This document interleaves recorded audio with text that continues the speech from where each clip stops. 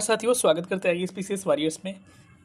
जैसे कि पता है कि आपको प्रतियोगिता दर्पण का मेरा सीरीज चल रहा है। उस क्रम में हमने आपको अप्रैल से लेकर आपको जुलाई तक का करंट अफेयर्स आपको मैंने पीडी करवा दिया है। अप्रैल से जुलाई का मतलब हो गया कि प्रतियोगिता दर्पण में 2 महीना पहले के करंट अफेयर्स होते हैं, यानी कि अभी अगर मैं मार्च के करवा रहा हूँ तो मार्च में जनवरी के करंट अफेयर्स होंगे, और उधर जुलाई बोले तो वो उसमें मई के करंट अफेयर्स होगा। यानी कि अगर घटनाओं की बात करें, अगर पीडी की बात करें तो मार्च से लेकर आपको कहाँ तक हो चुका है, जुलाई तक हो चुका है। मार्च 2026 से जुलाई 2026 तक हो चुका है। और घटनाओं की बात करें तो इसमें घटना कवर कहाँ तक का किया गया है, तो आपके जनवरी से लेकर आपको मई तक की घटनाएं कवर की जा चुकी है। आपको पता है कि बीपीएससी जितने एग्जाम ले रहा है उसमें सबसे ज़्यादा जो है लास्ट 6 मंथ्स के करंट अफेयर्स ज़्यादा पूछे जा रहे हैं। तो उस क्रम में आप ध्यान रखिएगा कि ये आपके लिए बहुत इंपॉर्टेंट होने वाला है। और उसी में साथ ही साथ मैं बता दूं कि आपको 1 मंथ का और मैं करवाऊंगा जिस पे अगस्त लिखा रहेगा, यानी कि आपको जून के करंट अफेयर्स उसमें होंगे। और उसमें यानी कि आपको जनवरी से लेकर आपको जून तक पूरा करंट कंप्लीट हो जाएगा। और आपके जितने भी लेटेस्ट एग्जाम हुए आप देखिए उसमें से सीधे पीडी से क्वेश्चंस आए हुए हैं। थोड़ा डिस्क्रिप्टिव होता है, समय लगता है, लेकिन आपको चीज़ें क्लियर हो जाती है और यहाँ से क्वेश्चन डायरेक्ट पूछा जा रहा है। ठीक है, आप देखिएगा तो एपीयू के एग्जाम में 60 से 70% क्वेश्चन केवल इस पीडी से पूछा गया था। यानी कि पीडी से नहीं, मतलब कह सकते हैं जनवरी का करंट अफेयर्स पूछा गया था।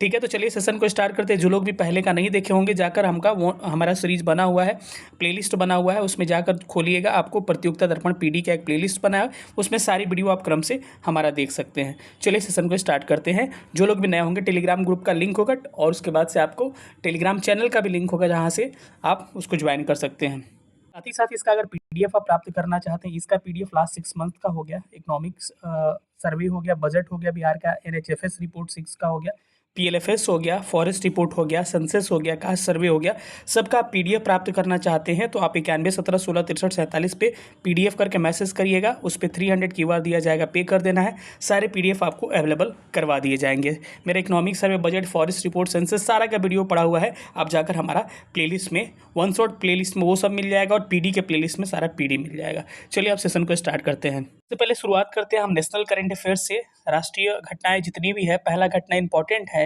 कि 77वें नंबर का रिपब्लिक डे मनाया गया है, यानी कि गणतंत्र दिवस आपको मनाया गया है।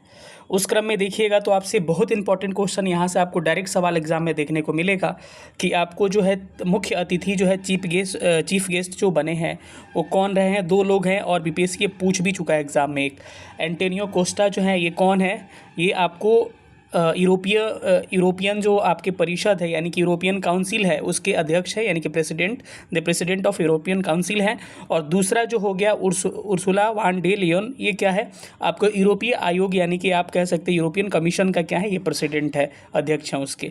ठीक है, तो दोनों का नाम याद रखिएगा, एंटोनियो कोस्टा और उर्सुला वान डे लियोन, इनका दोनों का नाम आपको ध्यान रखना है। इस बार का जो है मुख्य अतिथि जो है, चीफ गेस्ट जो रहे, यही रहे हैं। और इस बार का थीम भी आपको याद रखना है, कितने नंबर का है? 77 नंबर का है। क्यों दिक्कत कर रहा है भाई? और इसका थीम इस बार का क्या है कि 150 years of the Vande Mataram, यानी वंदे मातरम के 150 वर्ष। और जो पहला पीडी मैंने अप्रैल का कराया था उसमें वंदे मातरम का खूब जिक्र किया था, और इस बार देखिए हर जगह जो है वंदे मातरम का ही जिक्र किया गया, जिसकी 1875 में रचना की गई थी। 150 वर्ष पूरे हो गए हैं और उसमें कुछ चेंजेस किए गए हैं। जाकर हमारा देखिएगा अप्रैल का पीडी, उसमें बताया गया, वहाँ से निश्चित तौर पर क्वेश्चन देखने को मिल सकता है। ठीक है, अब इसमें देखिएगा कि झांकियाँ जो होती है आपको निकाला गया है, 30 तरह की झांकियाँ निकाली गई है, जिसको टेबलुक्स कहते हैं। तो आप देखिएगा तो इसमें 17 स्टेट और यूटी की झांकी है, और 13 क्या है, डिफरेंट सेंट्रल मिनिस्ट्री, केंद्रीय मंत्रालय, उसके आप डिपार्टमेंट्स की बात करें, उसके बाद से आर्म सर्विसेज हो गए, सबको मिला के आपको 17 और 13 कितनी झांकियाँ हो गई? आपकी 30 झांकियाँ इस बार निकाली गई है। इस बार देखा जाए तो टोटल जो है 10,000 लोग जो है पार्टिसिपेट इसमें किए हैं। स्पेशल गेस्ट, विशेष अतिथि रहे हैं, जो कि कर्तव्य पथ पे ये लोग देखने को मिले हैं। इसका मकसद ये है कि आपको अधिक से अधिक जो है गणतंत्र दिवस में लोग भाग लें। ठीक है, अब देखिए झांकियों को 2 पार्ट में हमने डिवाइड किया, इसको थोड़ा सा ध्यान से देखिएगा क्योंकि कन्फ्यूजन क्रिएट हो जाएगा ध्यान से नहीं देखने पे। इसमें जो है एक निर्णायकों के आधार पे जो जजेस होते हैं वो डिसाइड किए हैं। क्यों परेशान कर रहा है ये? जो जजेज होते हैं वो डिसाइड किए हैं, और दूसरा जो होता है नागरिकों के पसंद के आधार पे, जो नागरिक गए उनका क्या इंटरेस्ट रहा है उसके पसंद के आधार पे ये प्राइज़ मिले हुए हैं। तो पहला इसका क्रम हम लोग देखते हैं निर्णयों के आधार पे। तो देखा जाए तो तीनों सेनाओं में सर्वश्रेष्ठ मार्चिंग दस्ता का पुरस्कार किसको मिला है, तो इंडियन नेवी को मिला हुआ है। और वहीं बात करें इसी में निर्णायकों के आधार पे सेंट्रल पारामिलिट्री फोर्स जो होते हैं अर्धसैनिक बल, उसमें सर्वश्रेष्ठ पुरस्कार जो है दिल्ली पुलिस को मिला हुआ है। अगर स्टेट की बात करें किस आधार पर देख रहे हैं हम लोग निर्णायक के आधार पर, स्टेट की बात करें टॉप 3 स्टेट हैं। पहला आपको महाराष्ट्र है, दूसरा जम्मू एंड कश्मीर है और तीसरा केरल है। स्टेट यूटी दोनों शामिल है इसमें। तो महाराष्ट्र के का किसके लिए मिला हुआ है, तो गणेशोत्सव आत्मनिर्भरता का प्रतीक, जम्मू एंड कश्मीर का JNK के हैंडीक्राफ्ट जो है आपको, और लोक नृत्य फोक डांस के लिए, और केरल को वाटर मेट्रो और 100% डिजिटल साक्षरता आत्मनिर्भर भारत के लिए, आत्मनिर्भर केरल जो है इसके लिए। तो ये सेक्शन इधर वाला किसका हो गया, निर्णयों के आधार पर ये प्राइज़ मिले हैं। थोड़ा सा इसी में आगे बढ़ते हैं। तो निर्णयों के आधार पर इधर वाला सेक्शन केवल देखना आपको। इसमें विशेष पुरस्कार भी मिले हैं, स्पेशल प्राइज़ भी मिले हैं। किसको मिला है भाई, CPWD को मिला हुआ है, यानी कह सकते हैं सेंट्रल पब्लिक वर्क्स डिपार्टमेंट जो है केंद्रीय लोक निर्माण विभाग को मिला हुआ है। अगर बात करें किसी मिनिस्ट्री को मिला हुआ है क्या, तो आपको याद रखिएगा मिनिस्ट्री ऑफ कल्चर जो है संस्कृति मंत्रालय को पुरस्कार पहला मिला हुआ है। और किसके लिए, वंदे मातरम एक राष्ट्र की आत्मा की पुकार। देखिए हर जगह वंदे मातरम की बात ही चल रही है। अगर इधर की बात करें आपको लोगों के इंटरेस्ट के आधार पर, लोगों के पसंद के आधार पर देखा जाए तो पहला इसमें भी कैटेगरी वैसे ही बनेगा। तीनों सेनाओं में जो है मार्चिंग का असम रेजिमेंट को मिला हुआ है, सेंट्रल पारामिलिट्री फोर्स में CRPF को मिला हुआ है। वहीं अगर बात करते हैं टॉप 3 झांकियों में स्टेट यूटी में, तो इधर आपको कुछ और था, लेकिन यहाँ आपको गुजरात हो जाएगा। वहाँ महाराष्ट्र था, स्वदेशी का मंत्र, आत्मनिर्भरता, स्वतंत्रता, वंदे मातरम। दूसरा जो हो गया यूपी के बुंदेलखंड के कल्चर के लिए मिला हुआ है, और राजस्थान को मिला हुआ है रेगिस्तान का सुनहरा स्पर्श बीकानेर की स्वर्ण कला के लिए। सेंट्रल मिनिस्ट्री जो है या डिपार्टमेंट को मिला हुआ है प्राइज़, तो ये मिला है department of school and education जो है एंड लिटरेचर जो है इसको, यानी कि स्कूली शिक्षा साक्षरता विभाग को मिला हुआ है। और किसके लिए मिला है, न्यू एजुकेशन पॉलिसी, नई शिक्षा नीति के लिए भारतीय स्कूली शिक्षा को विकसित भारत के राह पर अग्रसर करना। इतना है, इतना आपको नहीं पूछेगा, बस आपको टॉप स्टेट वगैरह याद रखना है दोनों में। इधर गुजरात है, उधर क्या है महाराष्ट्र है, उसको थोड़ा सा देख लीजिएगा, या पूछा जाए कितनी झांकियाँ भाग ली। अब आपको फोकस करना है इस चीज़ पे कि आप याद रखिए जो मॉस्पी है, ministry of statistics and programme implementation, यानी मॉस्पी इसे कहते हैं, केंद्र सरकार ने केंद्रीय सांख्यिकी एवं कार्यान्वयन मंत्रालय हिंदी में कहा जाता है। देखिए हिंदी इंग्लिश दोनों, कोई ऐसा नहीं करेगा आपको, हिंदी इंग्लिश दोनों मैंने मेहनत करके यहाँ पर ऐड किया है। तो मॉस्पी का नया शुभंकर और लोगो लॉन्च किया गया है। नया जो है मॉस्कट और लोगो लॉन्च किया है किसका, मॉस्पी का। मॉस्पी मतलब ministry of statistics and programme implementation जो है, इसका जो है नया लोगो लॉन्च किया गया है और मॉस्कट लॉन्च किया गया है। मॉस्कट की बात करें तो मॉस्कट आपका सांख्यिकी है, इंग्लिश में भी सांख्यिकी ही लिखा जाएगा, लेकिन उसका इंग्लिश क्या हो जाएगा, स्टैटिक्स हो जाएगा, लेकिन इंग्लिश में भी SAS करके सांख्यिकी लिखा जाता है। कब इसको जारी किया गया, कब चेंज किया गया, 1 जनवरी 2026 को इसका लोगो मॉस्पी का चेंज किया गया। आप ध्यान रखिएगा, इसका मॉस्कट क्या है, सांख्यिकी है। और ध्यान रखिएगा कि ये सांख्यिकी का लोगो आप यहाँ देख सकते हैं। मॉस्कट तो आपने देख लिया सांख्यिकी है, लेकिन इसका लोगो क्या है, इस तरह से इसका लोगो, इसमें अशोक चक्र है, रुपया का सिंबल है। उसके बाद से देखिएगा तो रुपया का सिंबल है, अशोक चक्र है, इसमें केसरिया रंग है, डार्क ब्लू है। उसके बाद से देखिएगा तो ग्रीन है। और आप देख सकते हैं ministry of statistics and programme implementation आपको न्यू लोगो मॉस्कट की बात कर रहा है। ठीक है, ये आपको लॉन्च किया जा चुका है। अब थोड़ा सा आगे बढ़ते हैं तो इसमें देखिएगा तो नया लोगों में आप यहाँ पढ़ भी सकते हैं। देखिए लोगों को देखते हुए यहाँ पर पढ़िए, कह रहा है कि लोगों में क्या है कि अशोक चक्र है। इसमें देखिए अशोक चक्र है, सत्य, पारदर्शिता, सुशासन का प्रतीक है। रुपया का सिंबल है जो कि आर्थिक नियोजन और लोक निर्माण को ये करता है। और केसरिया जो रंग दिख रहा है, आप केसरिया, इसमें कलर की बात करें तो केसरिया रंग है, सफ़ेद रंग है, हरा रंग है, गहरा आपको नीला यानी कि डार्क नीला रंग है का प्रयोग किया गया है। तो आप इस मॉस्कट को आप देख सकते हैं किसका है, मॉस्पी का है। और मैंने डायग्राम भी ऐड कर दिया कि थोड़ा सा इंटरेस्टिंग आपको लगे। ठीक है, अब थोड़ा सा आगे बढ़ते हैं तो आपको नया एक लोगो लॉन्च किया गया है। और BPSC हाल ही में 15 जुलाई को हुए पेपर में जो है APO के पेपर में ये EUI DAI से क्वेश्चन पूछा है।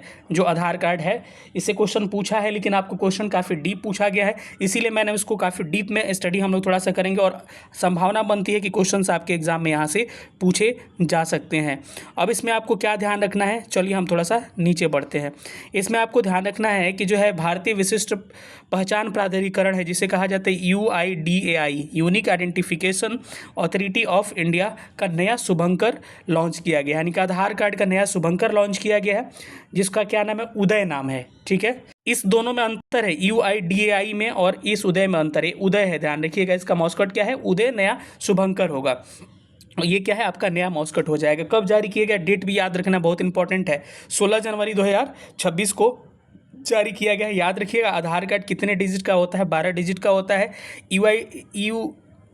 यहाँ ध्यान रखिएगा, UIDAI के जो है आपको अध्यक्ष वर्तमान में कौन है, नीलकंठ मिश्रा जो हैं UIDAI के क्या हैं, आपके अध्यक्ष हैं। और पहले जो है UID, अब आधार की बात करें तो पहली बार आधार 2009 में स्टार्ट किया गया था, अधिनियम लाया गया था, मतलब 2009 में आधार स्टार्ट किया गया था। उस समय कौन थे, नंदन जो है नीलकेणी जो थे, आपको क्या थे, आधार कार्ड के आपको अध्यक्ष थे। 2009 से लेकर 14 तक ये रहे थे। अब हम बात करते हैं कि इसका, अब आधार के बारे में हम थोड़ा डिटेल में नीचे बात करेंगे।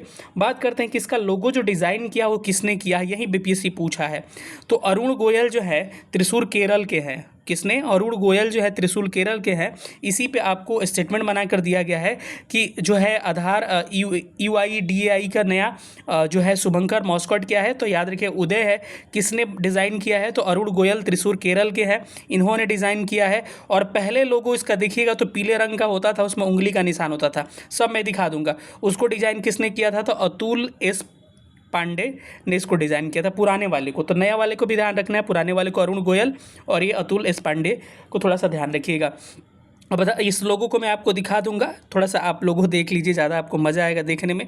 देखिए कितना प्यारा सा उदय जो है आपको लोगो यहाँ पर दिख रहा होगा, UDAI, ये उदय जो है, ये से आप भूलिएगा नहीं, इसीलिए मैं इसको किया हूँ। तो ये आपका उदय जो है नया लोगो है। अब यहाँ पर देखिए जो है अरुण कुमार गोयल ने इसको लॉन्च किया है, और पुराना लोगो आप यहाँ देख सकते हैं, आपको उंगली और आधार कार्ड सूर्य का निशान इस तरह से होता है, ठीक है। तो ये पुराना लोगो है। अब आधार कार्ड की बात करें तो आधार कार्ड जो है, भारत में आधार कार्ड योजना जो है, इसको अधिकारित शुरुआत किया गया था आपको 28 जनवरी 2009 को। और पहला आधार कार्ड किसी का बना था तो 29 सितंबर 2010 को, और उनका नाम क्या था, रंजना सोनवड़े नाम था उनका, ये महाराष्ट्र के हैं। और आधार कार्ड अधिनियम एक्ट जब कब आया, 12 जुलाई 2016 में आया, और इसको आधार कार्ड एक्ट अधिनियम कहा जाता है। और उसी के तहत वैधानिक संस्था बना दिया गया, इसको स्टैट्यूटरी बॉडी बना दिया गया। तो ये सारे फैक्ट को आपको ध्यान रखना है। स्पेशल अरुण गोयल को थोड़ा सा ध्यान रखिएगा, उदय को ध्यान रखिएगा, ठीक है, इंपॉर्टेंट है आपके लिए, ठीक है। आगे थोड़ा सा बढ़ते हैं। आप देखिए कितना क्यूट सा है ये, ठीक है, इसको आपने देख लिया होगा, मेरा भी लोगो पीछे दिख रहा होगा आधार कार्ड के पीछे। थोड़ा सा आगे बढ़ते हैं। अब सागर मैत्री जो है ये क्या है, इसको हम लोग बात करते हैं। चलिए, सागर मैत्री मिशन जो है ये क्या है, याद रखिएगा। सागर मैत्री मिशन जो है, इसमें टोटल 8 देश शामिल हैं। और सागर मैत्री मिशन का ऑब्जेक्टिव, उद्देश्य क्या है, सिंपल सी बात समझ लीजिएगा।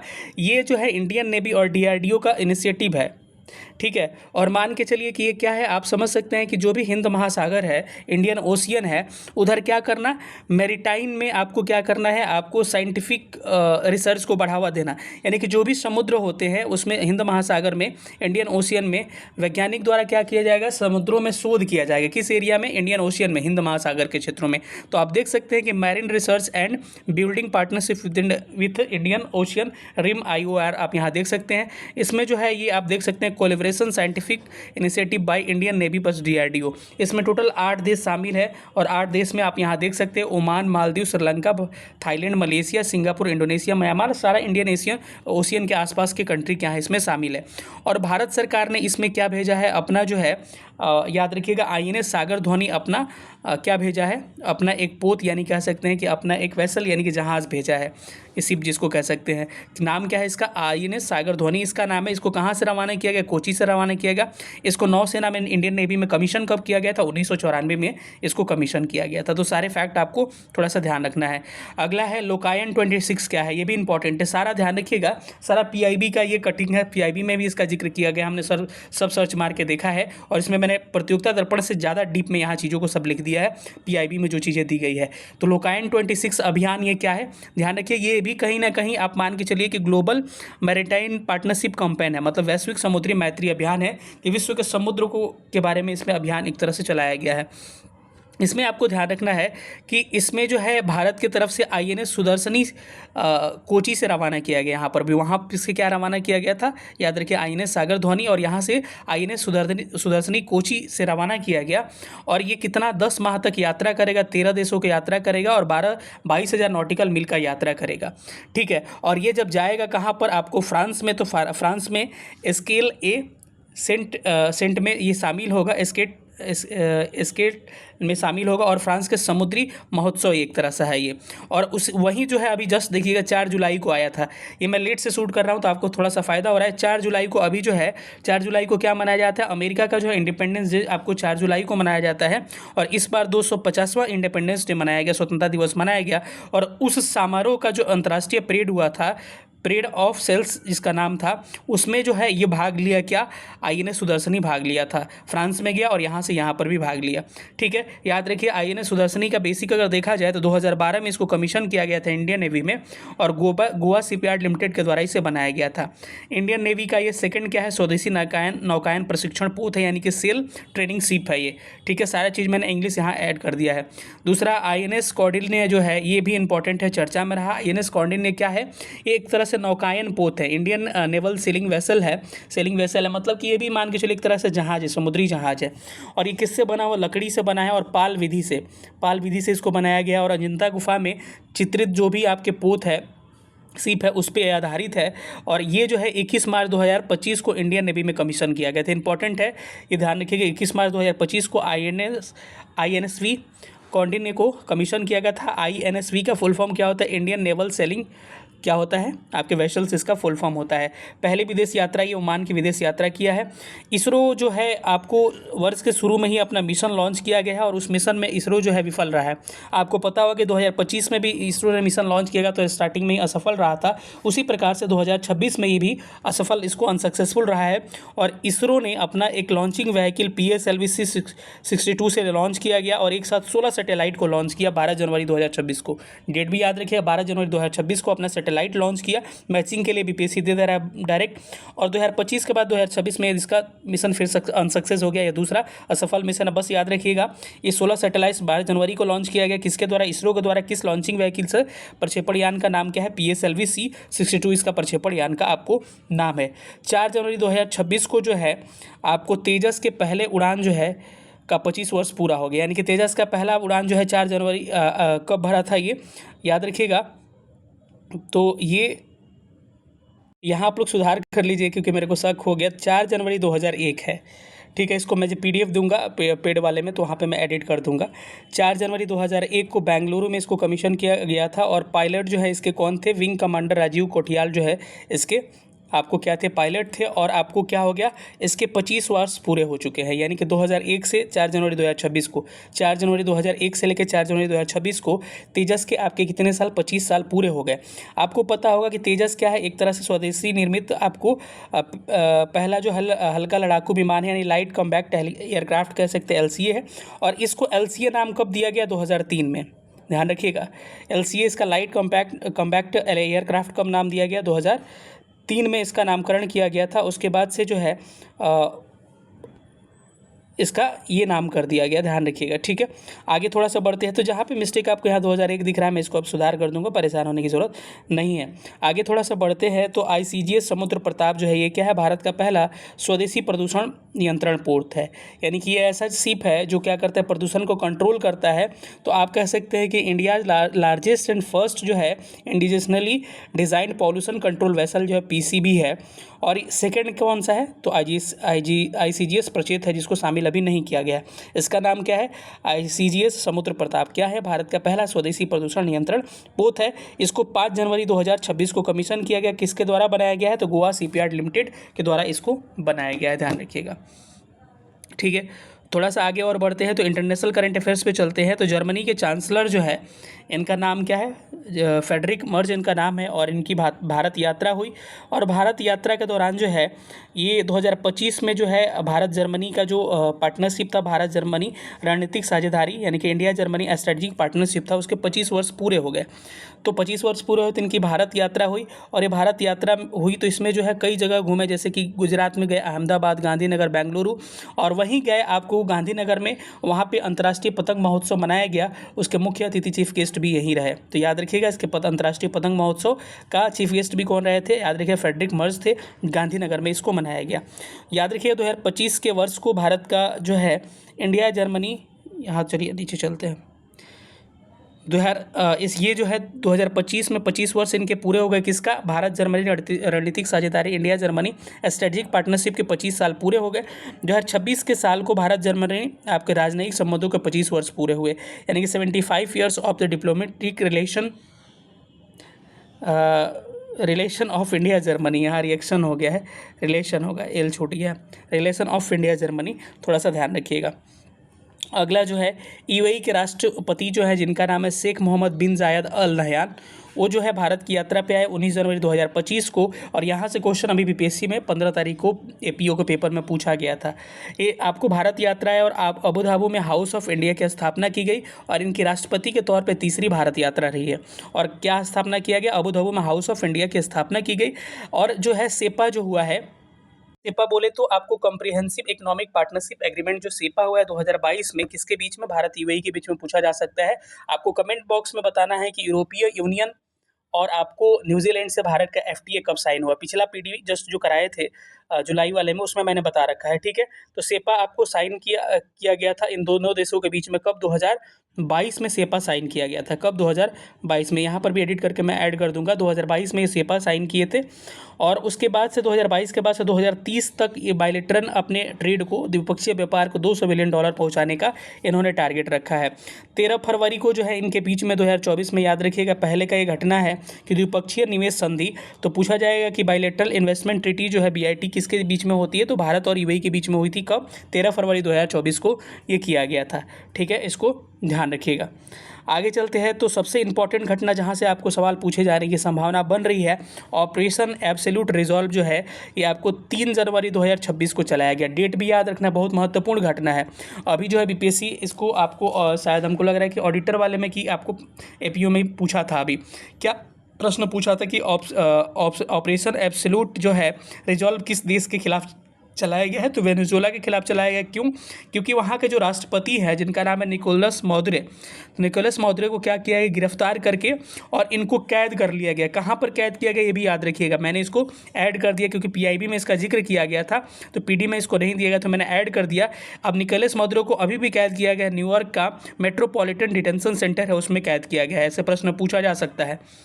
और जब इनको निकोलस मौदरो को गिरफ्तार कर लिया गया, तो कैद कर लिया गया, तो वहाँ के अंतरिम जो राष्ट्रपति बने डेल्सी रॉड्रिग्ज जो थे, वहाँ के उपराष्ट्रपति थे, उनको आपको क्या बनाया गया? राष्ट्रपति का अंतरिम राष्ट्रपति वहाँ बनाया गया। ये 3 जनवरी की घटना है, बहुत इंपॉर्टेंट घटना है, इसको याद रखिएगा, एग्जाम में पूछा जा सकता है।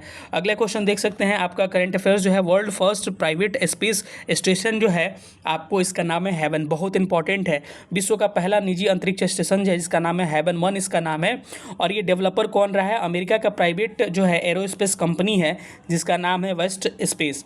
तो वेस्ट स्पेस के द्वारा इसको लॉन्च व्हीकल किस लॉन्च व्हीकल से? स्पेस एक्स के फॉल्कन 9 से इसको क्या किया गया है? लॉन्च किया गया है, ठीक है। आगे बढ़ते हैं। अगला जो है board of peace. Board of peace क्या है? याद रखिएगा कि बोर्ड ऑफ पीस की एस्टेब्लिश किसके द्वारा? आपको डोनाल्ड ट्रंप के द्वारा किया गया, अमेरिकी राष्ट्रपति के द्वारा।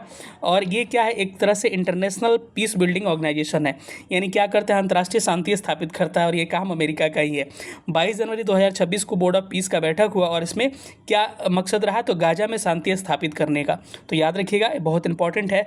और भारत सहित 60 देशों, बोर्ड ऑफ पीस में भारत सहित 7 देशों को शामिल करने का निमंत्रण दिया गया, लेकिन इसमें 19 देश ही हस्ताक्षर किए। भारत अभी भी इसका सदस्य बोर्ड ऑफ पीस का नहीं है। स्टेटमेंट देके पूछा जा सकता है। फर्स्ट सम्मेलन जो है इसका बोर्ड ऑफ पीस का आपको दावोस स्विट्जरलैंड में हुआ है, ठीक है। अगला चलते हैं हम लोग इकोनॉमिक करंट अफेयर्स को देखते हैं कि आपको दिसंबर 2025 तक, यानी दिसंबर 2025 तक जो है आरबीआई की विदेशी मुद्रा जो है आरक्षित कोष जो है इसको फॉरेन एक्सचेंज रिजर्व यानी फॉरेक्स कह सकते हैं। फॉरेक्स रिजर्व भारत का आरबीआई के पास कितना हो चुका है? 696.610 अरब डॉलर यानी कि बिलियन डॉलर हो चुका है। और 2024 की तुलना में इसमें कितनी वृद्धि हुई है? तो 56.33 बिलियन डॉलर की क्या हुई है? वृद्धि हुई है। भारत का कुल जो है बाह्य ऋण जो है एक्सटर्नल डेबिट कितना हो चुका है? देखिए इसका पीडी में दिया गया है आपको क्या, सितंबर 2025 तक 746 बिलियन डॉलर, जो कि जीएसडीपी का 19.2% है। इतना ऋण भारत लिया है, डेब्ट जो है।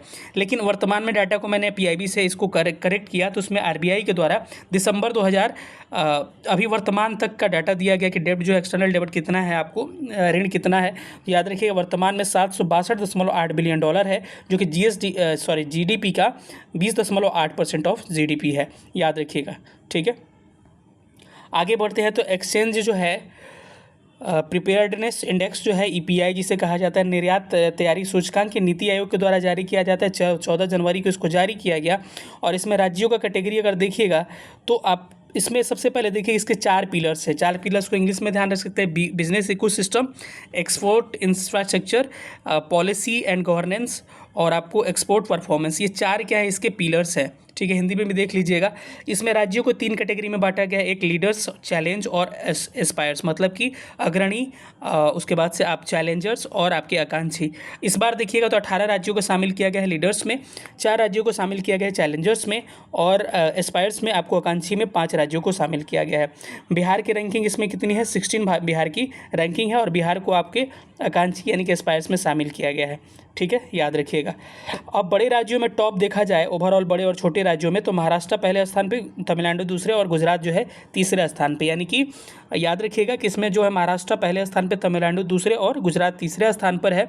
अगर वही बात करें छोटे राज्यों और पहाड़ी राज्यों की बात करें नॉर्थ ईस्ट स्टेट की, तो उसमें जो है उत्तराखंड जो रहा है टॉप पे रहा है, जम्मू कश्मीर दूसरे स्थान पे और नागालैंड तीसरे स्थान पे। इसमें यूटी भी इंक्लूडेड है।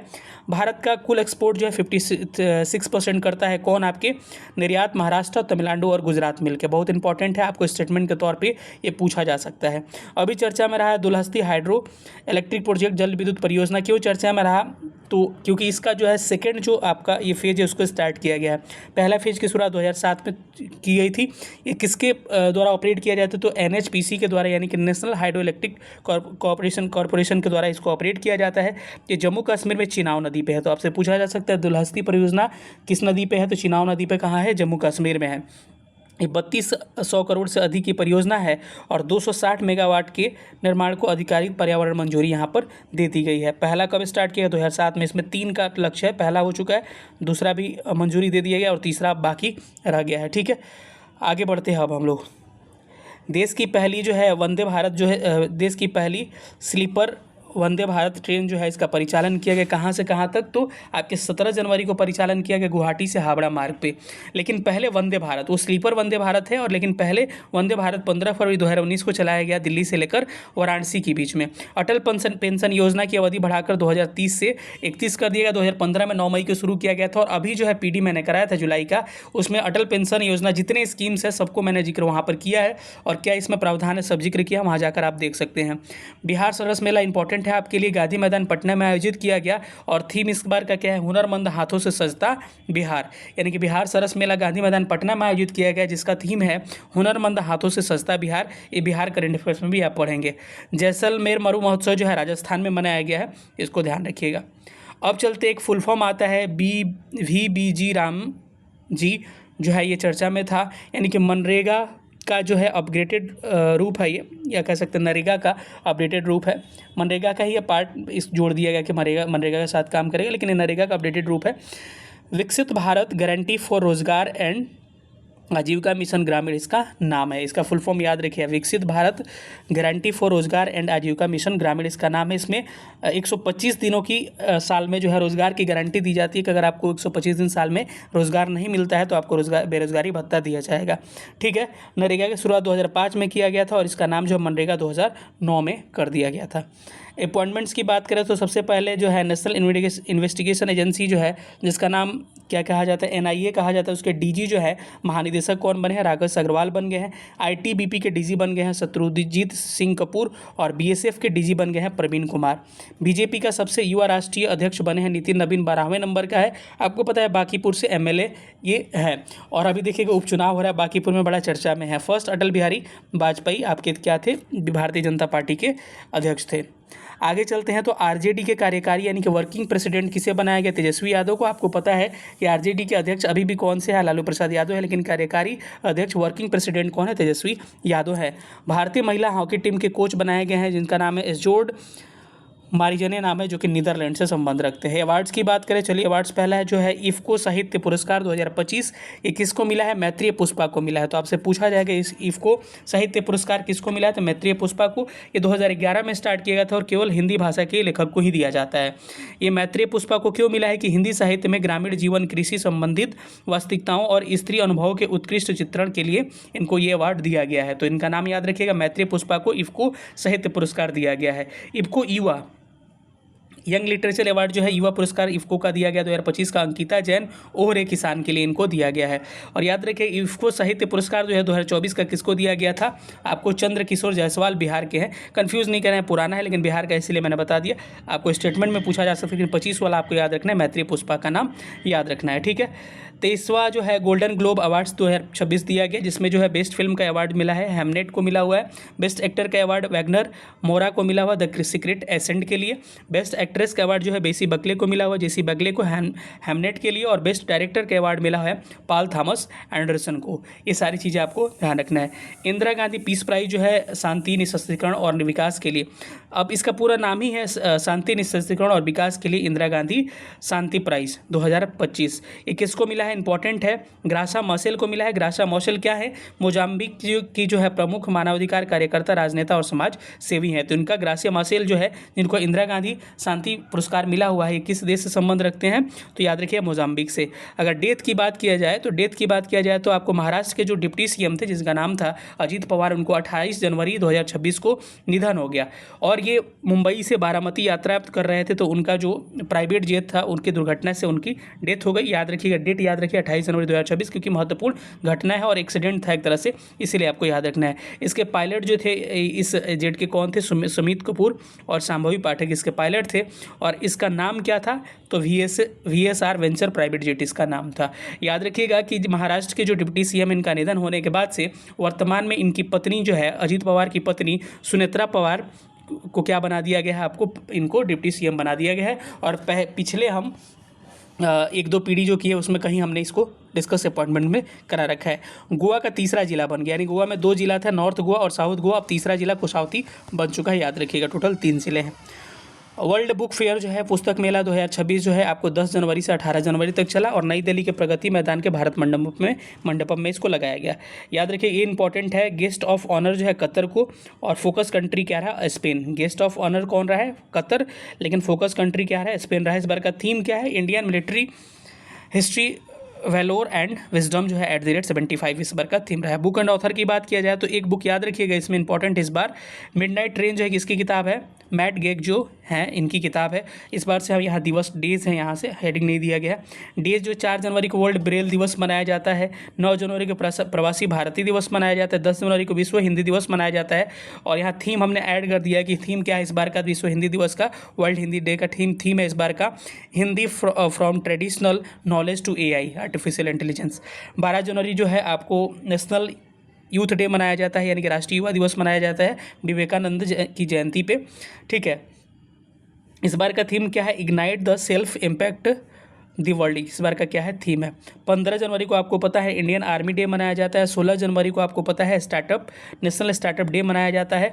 23 जनवरी को पराक्रम दिवस मनाया जाता है सुभाष चंद्र बोस की जयंती पर, ठीक है। आपको कमेंट बॉक्स में बताना है कि पराक्रम दिवस किस साल से मनाना स्टार्ट किया गया। 24 जनवरी को राष्ट्रीय बालिका दिवस नेशनल गर्ल्स डे मनाया जाता है। और 25 जनवरी को नेशनल वोटर्स डे राष्ट्रीय मतदाता दिवस मनाया जाता है। 26 जनवरी को रिपब्लिक डे मनाया जाता है, सबको पता होगा। 30 जनवरी को शहीद दिवस मनाया जाता है। आगे बढ़ते हैं तो इंस्पायर्ड जो है गैम्बिट एक मिलिट्री एक्सरसाइज हुआ है, किसके बीच में, अमेरिका और पाकिस्तान के बीच में ये हुआ है। तो आपसे पूछा जा सकता है कि इंस्पायर्ड जो है गैम्बिट एक्सरसाइज किसके बीच में हुआ है, तो मिलिट्री एक्सरसाइज ये अमेरिका और पाकिस्तान के बीच में हुआ है। स्पोर्ट्स की बात करते हैं, स्पोर्ट्स ज़्यादा इस मंथ में नहीं है, तो याद रखिएगा कि इंडियन ओपन बैडमिंटन टूर्नामेंट 13 से 18 जनवरी दिल्ली में हुआ। उतना इंपॉर्टेंट इसका नहीं है, क्योंकि नाम ही इनका इतना कॉम्प्लिकेटेड है, भारत के कुछ में आदमी नहीं है, तो ज़्यादा इंपॉर्टेंट नहीं होगा, लेकिन भारत में हुआ इसलिए थोड़ा सा देख लीजिएगा। मेन सिंगल देखा जाए, पुरुष में एकल में खिताब जो है लिन चून ही जीते हैं, जो कि ताइवान के हैं। चीन ताइपे जो है ताइवान के अंतर्गत आता है, ताइवान जो है इसके चीन के अंतर्गत आता है। वुमेन सिंगल की बात किया तो आन से यंग दक्षिण कोरिया के जीती हैं। मेंस डबल्स की बात किया जाए तो लियांग वेकेंग जो है और प्लस वांग चांग जीते हैं, जो चीन के दोनों हैं। वुमेन्स डबल्स की बात किया जाए तो आपको लियू सेंगुंगू और तान निंग जो कि दोनों चीन के हैं। और मिक्स डबल की बात किया जाए तो मिक्स डबल यहाँ देख लीजिए, मिक्स डबल है डेचापोल हुआओरा नुक्रो और दूसरे इनका नाम है सुपी सरा पेनवस प्राम, इनका नाम ही ऐसा है, क्या याद करिएगा। ये थाईलैंड के दोनों हैं। 92 नंबर के ग्रैंड मास्टर आर्यन वार्षणे बन गए हैं, दिल्ली के हैं। और 91 नंबर के एलम्पार्थी AR और प्लस राहुल VS जो है दोनों संयुक्त रूप से 91 नंबर के थे। सबसे लेटेस्ट ग्रैंड मास्टर आप याद रखिएगा 98 नंबर के अश्वथ एस तमिलनाडु के हैं। और आपको ध्यान रखना है कि टोटल 92 से लेके आपको 98 तक का ग्रैंड मास्टर इधर का, 90 से लेके 98 तक का आपको खुद याद कर लेना है। मैं बोला हूँ, याद रखिए, इंपॉर्टेंट है। आगे बढ़ते हैं तो साइंस टेक में देखिएगा तो एनीमिया की फर्स्ट बीमारी का यूज़ किया जाएगा थैलेसीमिया पीड़ितों का, जिसका नाम क्या है, मीटा प्रिवेलेंट नाम है इसका। टेगाटोज जो है ये क्या है, तो टेगाटोज एक तरह से मान के चलिए कि ये नेचुरल क्या है, आपके शर्करा है, यानी कि नेचुरल क्या है, सुक्रोज है एक तरह से, natural low calorie sweetener and sugar substituted क्या है, एक तरह का प्राकृतिक शर्करा है। तो पूछा जाएगा टेगाटोज क्या है, तो आपके प्राकृतिक शर्करा है। आगे बात करते हैं तो पाखुंडी जो है, पाखुंडी पोर्टल एक क्या है, ये आपको महिला एवं बाल विकास मंत्रालय ministry of women and child development के द्वारा शुरू किया गया है। महिलाओं के पोषण, स्वास्थ्य, शिक्षा और पुनर्वास के लिए देखभाल के लिए पाखुंडी पोर्टल को शुरू किया गया। तो पोर्टल का सीधे नाम पूछा जा सकता है कि पाखुंडी जो है पोर्टल किस मंत्रालय के द्वारा, ministry of women's and child development के द्वारा इसको शुरू किया गया है। ठीक है। रूट विल्ट डिजीज जो है ये आपको नारियल के पौधों में लगती है, चर्चा में रहा था, और बैक्टीरिया से होने वाला डिजीज़ है जिस बैक्टीरिया का नाम है फाइटोप्लाज्मा, इस बैक्टीरिया का नाम है।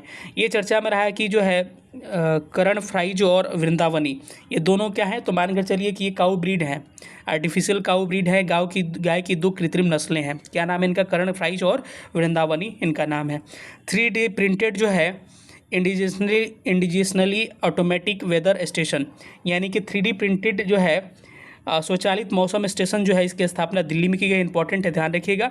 तो 3D प्रिंटेड जो है आपको स्वचालित मौसम स्टेशन आपको दिल्ली में पहला बना है, और ये किसके द्वारा विकसित किया गया, तो IITM पुणे के द्वारा विकसित किया गया है। आगे बढ़ते हैं तो भारत का सबसे बड़ा डोमेस्टिक जो है रेनबो ट्राउन फार्म, ये किसके लिए, मछली पालन के लिए बनाया गया, कहाँ पर, तेलंगाना में इसको शुरू किया गया है। ठीक है। आगे बढ़ते हैं। भारत का पहला पूर्णतः स्वदेशी रूप से 1.5 जो है टेस्ला MRI स्कैनर किसके द्वारा विकसित किया गया है, तो ये जो है वो वोक्सेल ग्रिड्स जो है ये क्या है, बेंगलुरु में स्थित स्टार्टअप है, इसके द्वारा विकसित किया गया भारत का पहला पूर्णतः स्वदेशी 1.5 टेस्ला MRI स्कैनर।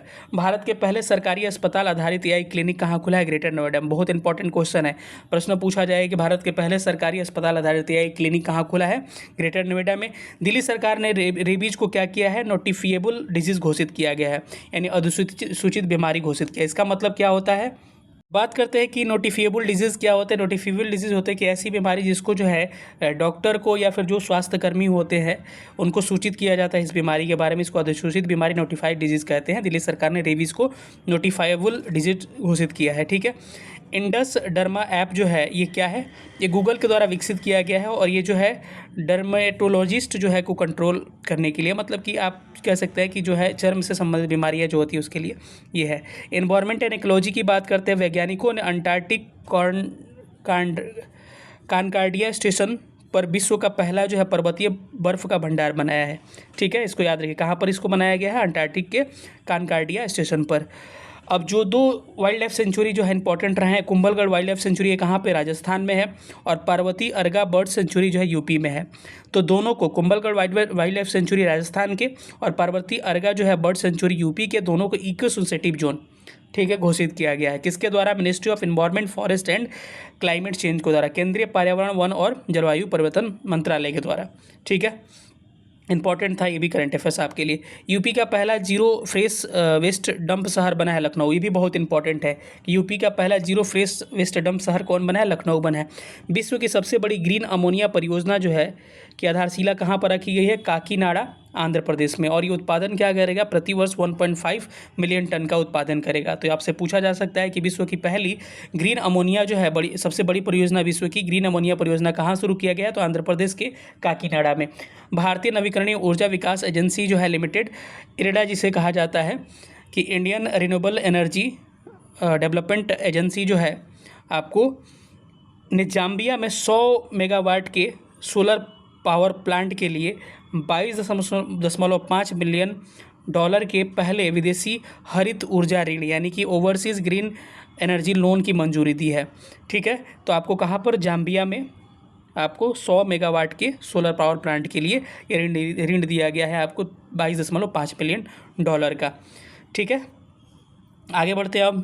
इससे पहले बता दूं, अगर आप पीडीएफ प्राप्त करना चाहते हो तो हमने कहा कि 9117166347 पे व्हाट्सअप करके, जो मैंने शुरू में बताया 6 तरह का पीडीएफ, यानी कि इकोनॉमिक सर्वे बजट, आप पीएलएफएस, एनएचएफएस 6, और उसके बाद से सेंसेस, उसके बाद से फॉरेस्ट रिपोर्ट, लास्ट पीडी का 6 मंथ्स का सारा का पीडीएफ आप प्राप्त कर सकते हैं 300 पे करके। इस नंबर पर आपको 9117166347 पे आपको पीडीएफ लिख के क्या करना है, मैसेज करना है। चलिए हम लोग आगे बढ़ते हैं।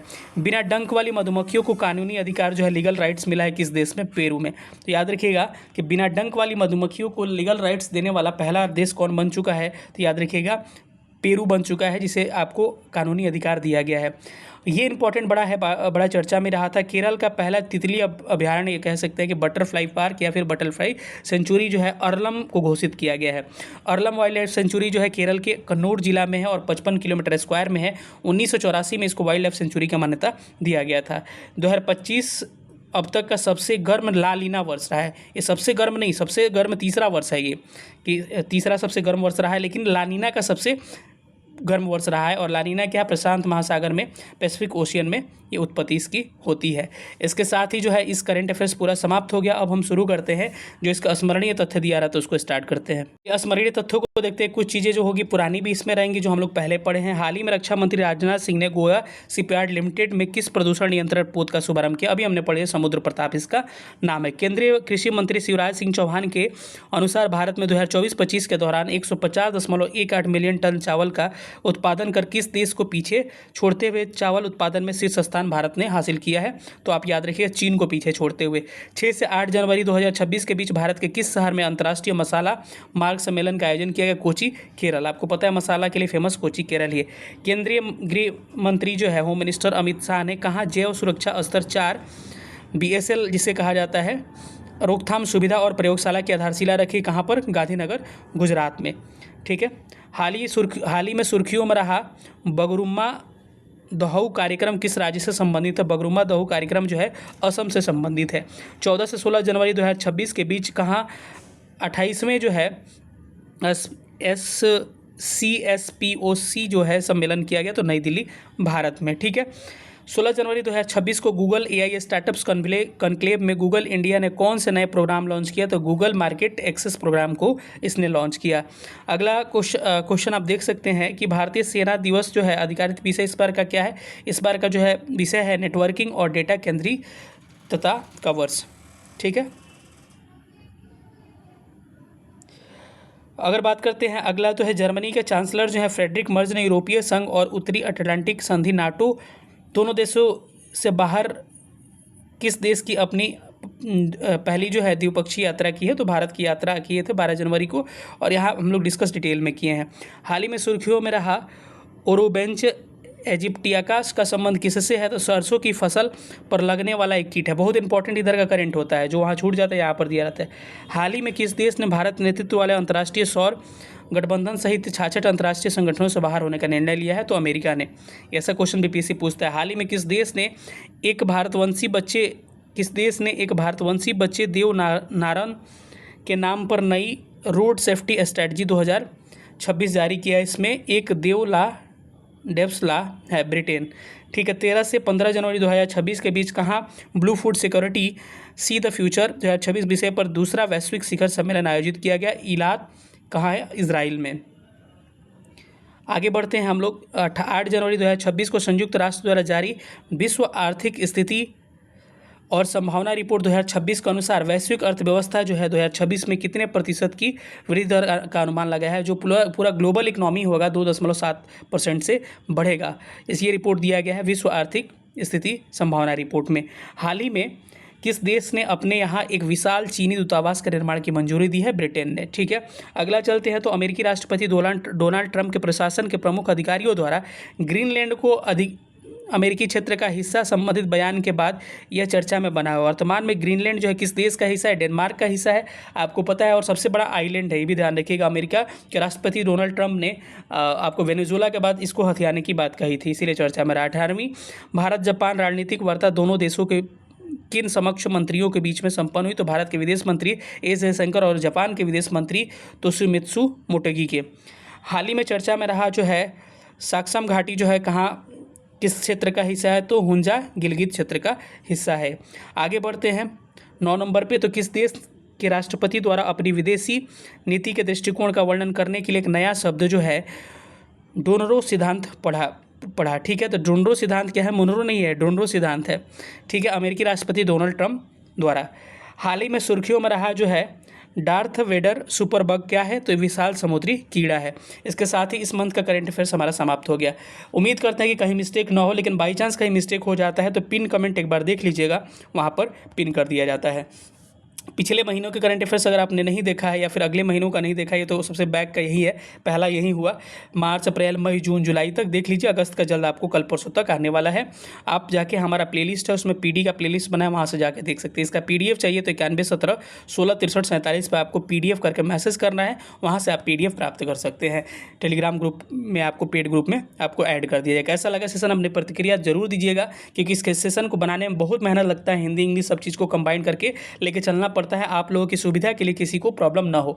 तो भरसक मैं कोशिश करता हूँ कि हिंदी इंग्लिश किसी को प्रॉब्लम ना हो, लेकिन बाई चांस कहीं अगर इंग्लिश छूट जाता है तो आप लोग उतना मैनेज करिएगा, क्योंकि मैं भरसक में सब कर देता हूँ। ठीक है, कोई पीडी नहीं कराता है इंग्लिश को कंबाइन करके बाइलिंगुअल तौर पे। ठीक है, कैसा लगा सेशन, अपनी प्रतिक्रिया कमेंट बॉक्स में जरूर दीजिएगा। मिलेंगे अगले सेशन में, तब तक अपना ख्याल रखिएगा। सेशन देखने के लिए बहुत बहुत धन्यवाद। Thank you so much. जय हिंद।